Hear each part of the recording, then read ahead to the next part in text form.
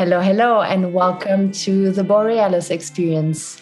I feel very honored to have Dr. Kirpal Singh with me today again from Florida, beautiful sunny Florida. We will be talking about the importance of practicing gratitude and the importance of sharing with other people, sharing whenever we learn a lesson, whenever we feel like we are growing or we learned something important, a life lesson. It is really important to share with other people to, help them grow as well and to help them find their own path. It is not so much to tell people what to do. It is about you sharing your experience and people being able to apply these tools, these lessons in their life. Thank you so much for making the time here today, Dr. Singh. And I'm excited to hear what you have to share about this topic with us. Well, Aurora, thank you for inviting me to the program. Greeting to you and all the audience who may be listening to this program. As you know from my last name, Singh. Singh means lion, and literally. And I grew up in Punjab, north part of India. And my background is that I grew up in a simple household with my parents and my siblings. And we practiced what they call faith called Sikh religion, Sikhism, which is based on the teachings of Guru Nanak. Guru Nanak, is founder of, Guru Nanak, the timeline goes like when Columbus discovered America and when Martin Luther in Germany started the Protestant movement. So that's the kind of timeline in which I grew up. Guru Nanak was born, and I grew up with that kind of understanding. So in our neighborhood, all kinds of people lived who had different religion, different castes. And so much so, we were living near an airways, and where people were stationed from all parts of India. Far-flung areas like Bengal, Calcutta, which is about 4,000 miles away from where I lived. And way down and close to Sri Lanka, the people from there, Bombay, and all sorts of things. My mother used to help them all because we rented rooms. And my mother used to help them, their wives, the mothers, them, because they were so much far away from their families. And my mother used to remind me, whenever I get a little anxious and angry, that, our breakfast is late or our lunch is late and we are late for the supper again, Mom. And she'll say, son, so-and-so needed help. So it's important that we help because they are so far away from the families. And we can only be good Sikhs if we follow the teachings of Guru Nanak, who taught us that always live your life in gratitude. And that gratitude then sort of wells up the state of exalted spirit in you. And that exalted spirit then you use toward the welfare of the humanity. So this is an opportunity for us to practice what we talk about during the day or say in our prayers. So don't get anxious. I will be there and you will have your food. And, these people, when I grew older, they used to write to my mother from far-flung parts of India and saying how thankful they are, how difficult situation for them it was. And some of them even will come back and visit with my parents, which was quite a unique situation. I didn't quite realize as a child that But another thing my mother used to say, you know how these people are far away from the families? Who knows, one day you may be far away from your family. Who's going to help? I'm not going to be there. There'll be somebody like me who may come and aid you to help in your difficult situations. You know, Aurora, it was so true when I moved from my home to my medical college, from there to other places, then to England for 5 years there, and then in United States since 1971 for last 50 years almost. Uh, I always had somebody helping me, one way or another. And it always reminded my mother how important it is to live a life of gratitude, how important it is. It kind of revolves around. So someone has to start practicing it. Along with gratitude, forgiveness. Don't hold grudge against anyone. If someone said something uh, inappropriately and caused you bad feelings, just let it go. Because after all, our maker, as we are taught, is not just only made us, he made the whole world, whole creation. And the maker is present in every aspect of our life. So even if someone is angry, just say, there's a lesson to learn from this situation. You don't have to get into confrontation, bypass it, or forgive and move on in your life. Those were so good lessons. So good lesson. Didn't look like very good when I was a child. But as I grew older, had my own children, had my own practice, and interacted in different countries and different people, I thought my mother, having gone to only 5 grades of education, she was a PhD in communication or more than that. And how her vision was, and how her vision she directly got from her spiritual upbringing, from the teachings of Guru Nanak, who taught us that, remain in gratitude always. This will exalt your spirits, and use that exalted energy in the service of humanity. And that's what life is all about.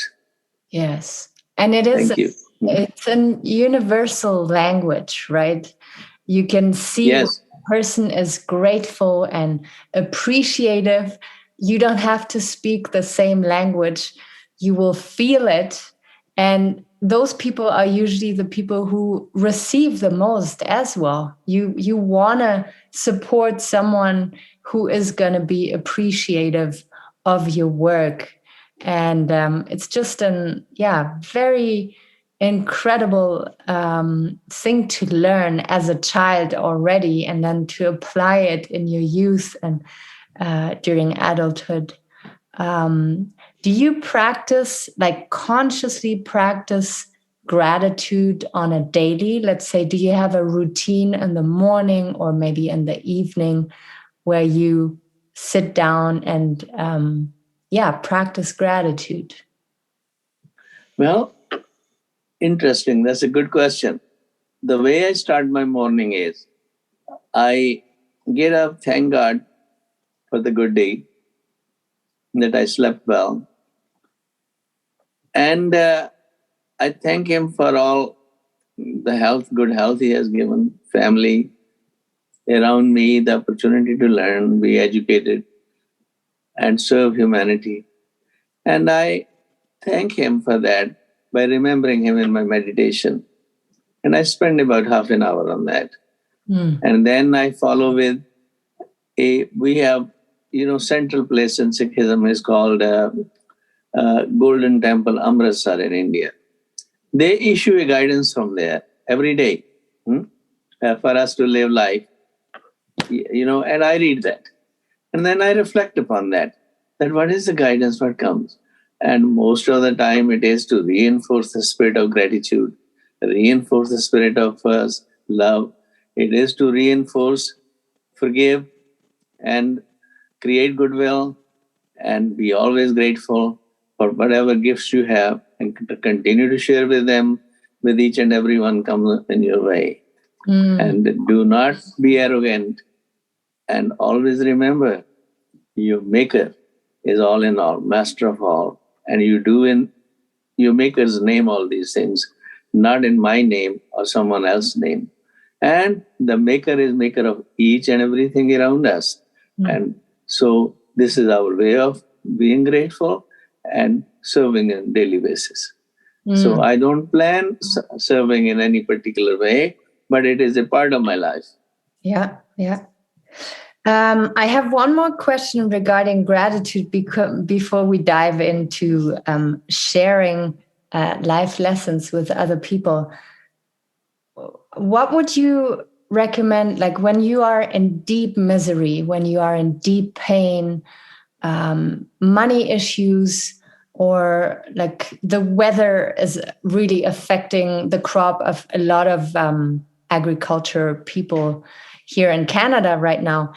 Like when you are in deep distress, can you still practice gratitude, or is there something better? Like, can you? I know some people say, oh, be grateful for the lesson you will be learning during those stressful times. But I feel when you are in deep stress, it is very tough to think about gratitude. Can you share your thoughts on that? That's a wonderful question. That's another thing about which we get this guidance. And the scripture we follow is called Guru Granth Sahib. And it is full of those things. One of the hymns comes like this: Oh God, save this burning world, whichever way it is possible. We are all your children. We need such and such things, but you are the one who knows what is best for us. So please grant our request. And if that is in accordance with your divine will and the part of the divine play, and help us to understand and go through all these situations with courage, even if situation doesn't appear that great right now. But help us to keep you in our mind all the time.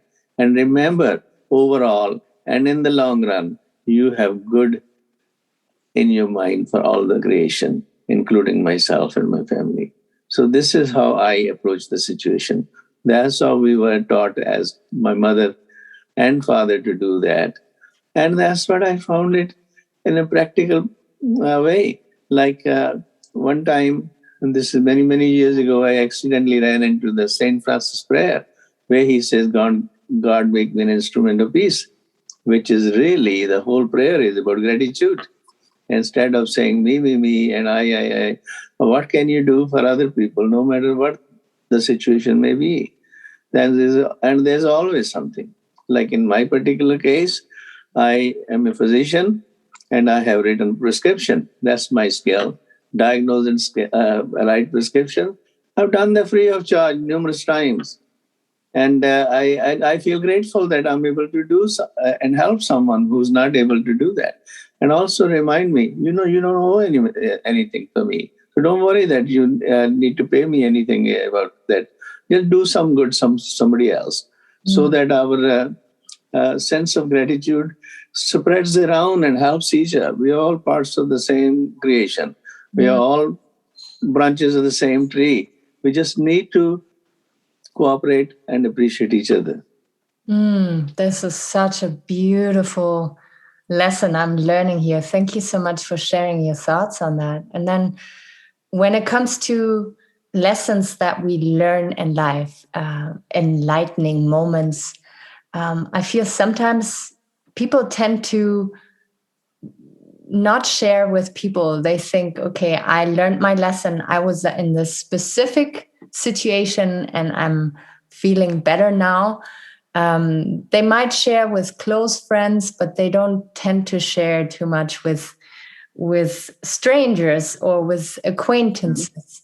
Can we talk about the importance of sharing life lessons with other people? I think it is very important to do that.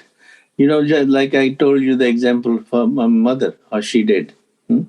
And I taught those kind of things with my children and grandchildren.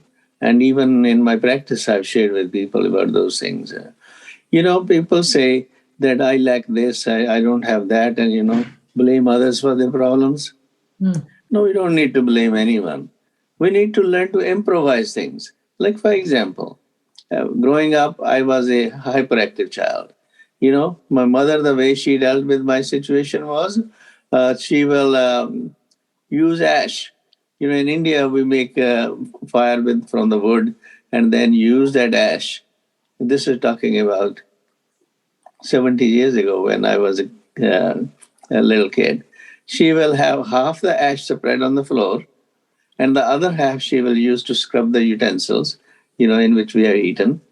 We didn't have soap at that time. So she'll on that she's write the alphabet, and then she'll tell me with my finger to trace that. This is how I learned my alphabet on that ash. And on that ash, I learned how to do 1, 2, 3 numbers. On that ash, she taught me how to add, multiply, divide, and all those things. We didn't have a slate. We didn't have any papers, anything. Just on that ash, with my mother's help, I learned all that elementary education now. And on that, she taught me. She used to have one old book from which I read. She taught me how to read our prayer books and all. Everything, I learned at home from my mother while she was working. And this is how she engaged my attention. Mm. So where there is a will, there is a way. Yeah. And like they say, necessity is the mother of invention. So we should not keep blaming others, but we should look at the resources like that thirsty crow.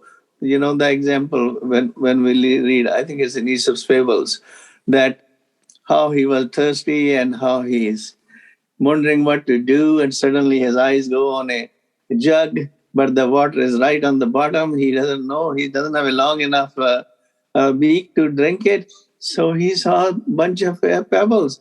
He went one by one. He brought them, and the water rose up, and he was able to quench his thirst. It's not a matter of truth or untruth of the story. It's the lesson which is important to learn from there. That when we pray, seek help, new insights appear in my mind, we implement them and help them to learn and grow and move on in our lives. Yeah. And like that, there are so many stories in these books, Aesop fables, and you name it all, even nursery rhymes. When you say Humpty Dumpty sat on a I forgot the hymn itself. But what are they talking about is how the proud person, when he's arrogant and acting like that, they all go to pieces, Still there are people who are kind enough to put them together.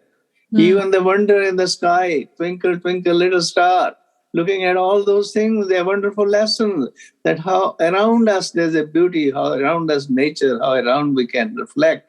Even if we are hurting or we're short of money, and still we can have joyful things coming out of this realization.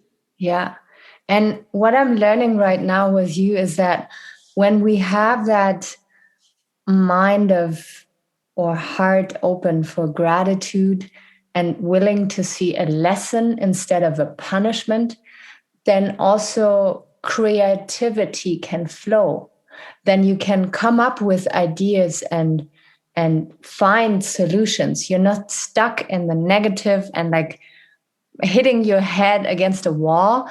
You are open and you're there to learn, and you see possibilities instead of pain and suffering, and you're trying to rise above the stressful situation and find solutions. Yeah. And your mom, like, oh my God, I was gonna cry. It is so beautiful how she was able to channel your hyperactive energy into using your brain and learning something new instead of punishing you for being hyperactive. She knew exactly that you can channel this energy and create something with it. And this is like very, very beautiful little story that you shared with us there. Thank you. I was eternally grateful to her. The older I got, the more appreciation I developed my mother's ingenuity and the way she did things with me. And I used to point that to her. She used to say, "Son, I don't remember. I don't remember anymore." She was like 97 years old when she passed away in DC. Shirley, my younger brother. I said, "Mother, you don't remember, but I do. I wouldn't be the way I am if you hadn't put all your love and affection and care and teaching in me. You grown me. And then I use those skills to help my siblings, passed on to them. Hmm? Yeah. Yeah. And to my friends and neighbors and other people. And in my practice, when I became a professional, I said, source of all is you. Hmm? Yeah. Yeah. I used to tell her. Hmm? Ah, this is so beautiful. I met a person the other day, and this person went through a lot of pain, health struggles in her life. And I feel she has a hard time. Like now she's very wise and takes really good care of her body and is very healthy. But all the lessons that she learned along her way, she has a hard time to share with people. And I feel sometimes we went through so much pain, so much suffering that we see other people have it better. Other people are not suffering like we do. And we have the tools, we have the ability to make them suffer less, but we think they have to learn it themselves.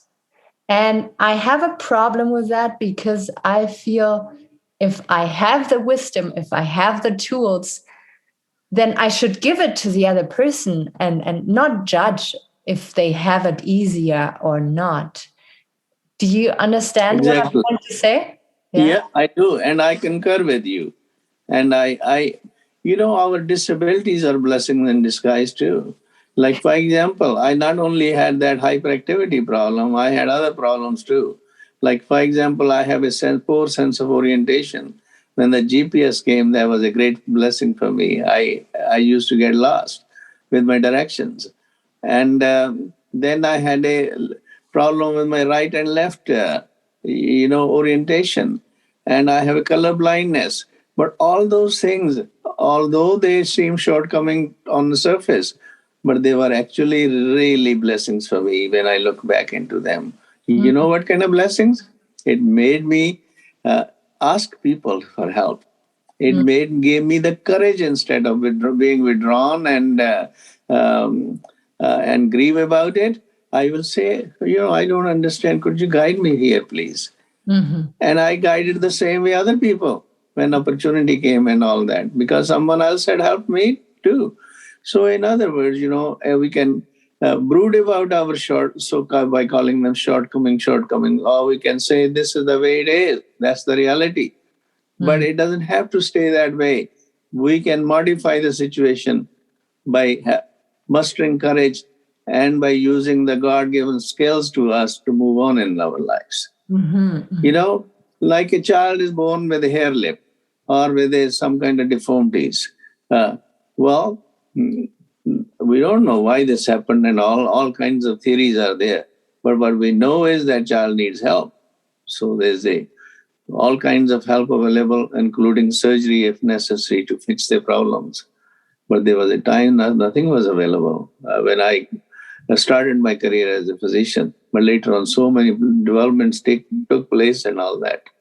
So if we continue to move on instead of brooding about why it happened, but start to learn that's the way reality is, how to fix it and move on, then we can improve the society, change the world. Because no one knows answers for everything. But we do know certain things need to be fixed. Instead of waiting someone else to do, why don't I start at my level? And then have more associates to do it and encourage others to do it. That's the philosophy of life. And that again comes from my spiritual background with Guru Nanak, where he's always emphasized. He said, doesn't matter what your religion is. You can be anything. He said, your actions speak louder than the words. And what's important is act. You can call yourself whatever you want, but that's just a verbal situation. You have to move on further. You can call that I love God with everything and all that, but where is the God? You don't see him. You are God's creation. Go and work in the creation whichever way you like. whether you're gardening or whether helping or whatever. So he said, your actions. Actions is the one which is going to make a difference in your life, not just uh, being paranoid or talking about, I don't have this and that. Mm. Mm-hmm. Ah, this is so beautiful and critical to hear from many, many people. I mean, COVID, the whole pandemic, like brought so much pain and misery into the world, and to see that they can be good coming out of this, and there can be solutions found, and new communities created, and I really like how you look at, yeah, your perspective on life and love. It is very inspiring. I have one last question for you. Thank you. If all your work, all our videos here were to be deleted, and it's your last day of your life, and you have a piece of paper and a pen, what would be the words that you want to, or the lessons or the wisdom that you would like to share with the world before you leave? I would say thank you for this life of my maker, and thank you for being part of your creation and opportunity to participate in this cosmic play. And all the gifts you have given to me, you have made it possible for me to use to help myself, my family, and the people around. So I'm very grateful. And rest of my life, whatever is left, please continue the same blessing on, so that I live in this world in gratitude to you and to the society in which I've been raised, doing something for them instead of just living for me. Mm, this is so beautiful. Thank you so much for Thank you. sharing your deep wisdom with us here, and for making the time. And it's it's very inspiring for people to hear what you have to say, because we can apply it right away. We don't have to, we can buy books and read about gratitude, but we can apply it right now, right here in our lives, with our family, with our friends, with strangers. And I love the simplicity in it. I love how easy it is and easily accessible, and how we can feel it comes from the heart. Your message comes from the heart. So deep gratitude for you here, my friend. Thank you for being here. And I feel we will do a new episode here sometime soon in the summer, or maybe in fall. Thank you for this chance to have a conversation with you and be able to reach to your audience. For me, gratefulness, gratitude is the key to personal satisfaction and good life, Yeah. and to perpetuate it that way. Yeah. Thank you. Thank you. Bye bye. Bye bye.